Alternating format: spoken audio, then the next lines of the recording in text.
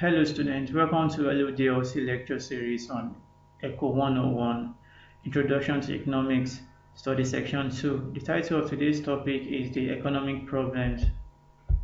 Introduction. In the previous study section, you have learned about the basic economics concepts. Also, you have learned that economics is studied for the better understanding of the profound effect economic issues have on the world. This study section will focus on economic problem, economic system, and allocation of resources. Outline of study section 2. When you have studied this section, you should be able to 1. State the major economic problems and list the factors of production. 2. Explain economic system. 3. Explain resources allocation. The economic problem. The three major sets of economic problems are scarcity, choice, opportunity cost. These three major sets of problems facing the world are associated with utilization of scarce resources, growth, distribution, and the stability of arrangements to deal with these tasks. Choice concerning the use of resources involves consideration of opportunity cost, that is, the alternative foregone in procuring a commodity. Thus, the study and analysis of these problems raise issues of positive economics, such as the collection of veritable data, analysis of what is and testing of theories, as well as normative economics concerned with policies, questions, and policy implications of what ought to be. Here are the three big questions that summarize the scope of economics. 1. How do choice end up determining what, how, and for whom goods and services are produced? Therefore, the institutions of community whose decisions determine these questions, known as the economic system, are also useful for analysis. Such systems can be classified according to where these decisions are taken. Scarcity. Economic resources are used to produce goods and services. People have unlimited wants. There is always something that people want more of. Take for instance, you have a limited amount of resources. You can produce a limited amount of goods and services. No matter how large the amount is, you cannot produce enough to satisfy everyone's unlimited wants. This is known as scarcity. Our wants and desires for economic goods are very great compared to our ability to satisfy them. This forces us to make choices among different desirable things. The fact that there are not sufficient resources to produce everything that individual wants give rise to the economic problems of scarcity. However, there can never be enough of everything to satisfy everyone's wants for all goods and services, since wants are insatiable and resources available are unlimited, and resources available are limited. Individuals must make choices, they must economize. Choice are necessary on amount of resources constraint. Since wants are insatiable and resources are scarce, individuals must make choices of 1. What goods will be produced? Initially, society must decide what goods specifically they wish to produce. 2. How will resources be used in the production process? Once it has been decided exactly what goods will be produced, the next step focuses on issues such as the type of technology to be used, whether the production process should be labor intensive or capital intensive, and so forth. The most important focus for economists is on the issues of producing output with the fewest resources or the lowest cost. Another point is who will receive the goods. It deals with who will get those goods, which relies upon money for many transactions. It aids to determine the distribution of income. Higher income in the market economy translates into the ability to purchase more goods and services. Thus, this question focuses on issues of taxation and subsidies. Another point is when will production occur? The final questions deal with the timing of production.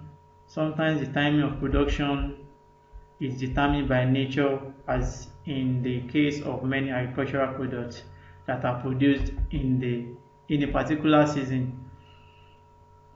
This leads us directly to another relevant issue for this question: the storage and wastage of perishables. Opportunity cost. Opportunity cost is the monetary value of the next best opportunity given up in order to enjoy a particular good or service. Every choice has an opportunity cost. Opportunity cost is the value of the next best alternative, like I said before. The concept of opportunity cost emphasizes the problem of choice by measuring the cost of obtaining a quantity of one commodity in terms of the quantity of other commodities that could have been obtained instead, or the benefits sacrificed. The economics term for cost expressed in terms of foregone alternative is opportunity cost. For example, suppose you had a choice of having butter or jam for breakfast, and you decided to eat the jam. You gave up the chance to eat butter. What you gave up as a value, the value is called the opportunity cost. Since you choose the jams, your opportunity cost is the butter.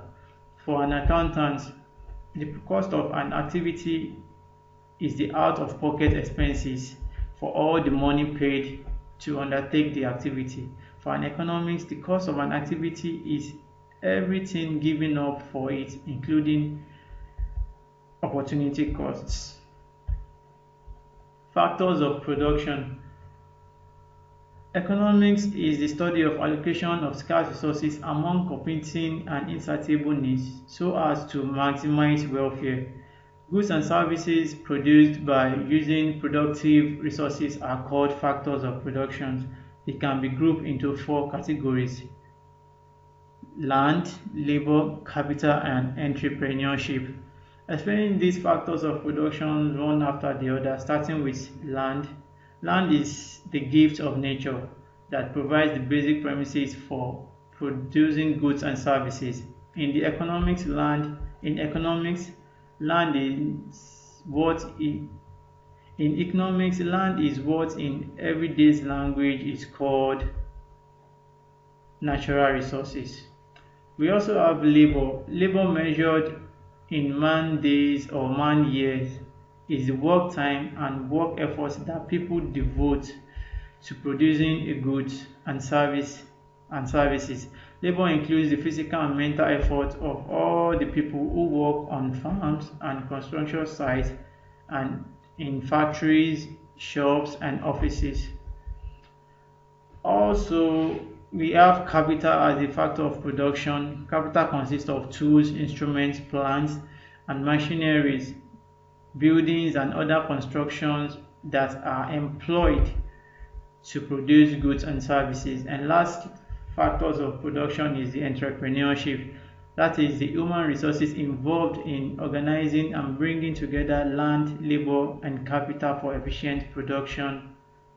Entrepreneurs come up with new ideas about what and how to produce, make business decisions, and bear the risk that arises from these decisions. Moving on to economic system. Economic system is a set of principles by which problems of economics are addressed, such as the economic problem of scarcity through allocation of finite productive resources.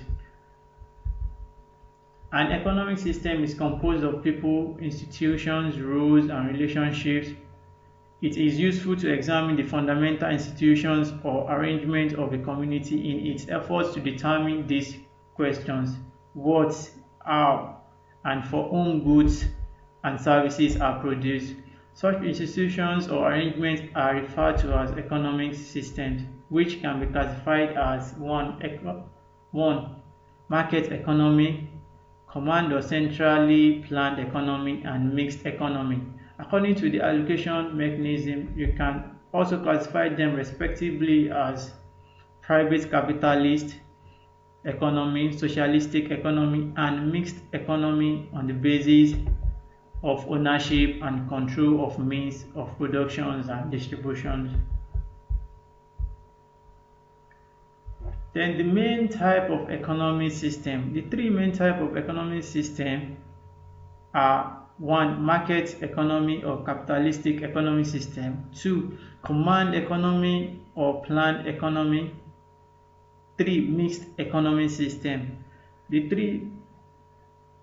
three main type of economic system are explained further, starting with market economy or capitalistic economic system. This economic system is predominantly characterized by the operation of free markets in the allocation of resources. The major features are: 1. Private ownership of property. 2. Profit motives. 3. Consumer sovereignties, and free market price mechanisms. The state's role is restricted largely to regulation of law and order in economic transactions and provision of infrastructure. The Western industrially advanced countries are largely in this category. In the capitalist economic system, production is carried out to maximize private profit. Decisions regarding the investment and the use of the means of production are determined by competing business owners in the marketplace. Production takes place within the process of capital accumulation.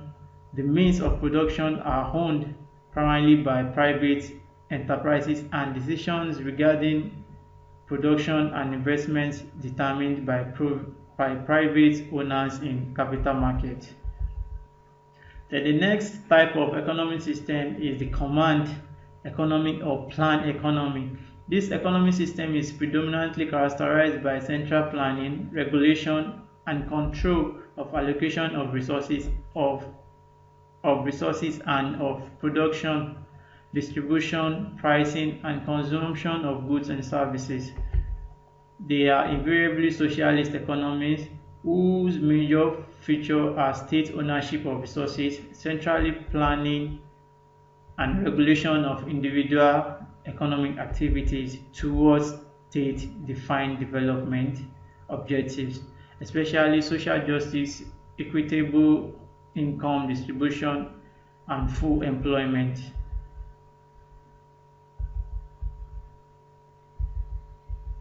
And lastly, we have mixed economic system. This is an economic system that includes a mixture of capitalism and socialism.